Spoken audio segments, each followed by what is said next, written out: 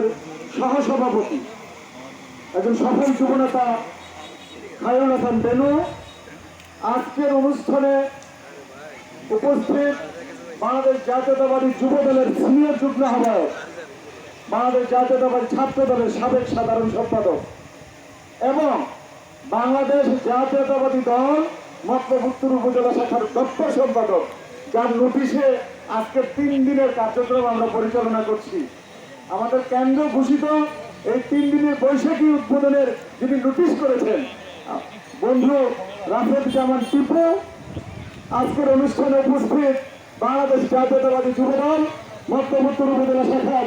যুগ্ম আহ্বায়ক এবং জাতীয়তাবাদী ছাত্র দলের সাবেক সদস্য সচিব ফয়সাল আহমেদ সোহেল, বাংলাদেশ জাতীয়তাবাদী দল মতলব উত্তর উপজেলা শাখার সাংস্কৃতিক বিষয়ক সম্পাদক হাজি সোহেল পাটোয়ারি, অনুষ্ঠানে উপস্থিত বাংলাদেশ জাতীয়তাবাদী ছাত্র দল আমাদের মতলব উত্তর উপজেলা শাখার বিপ্লবী আহ্বায়ক নুরুল হুদা ফয়েজি,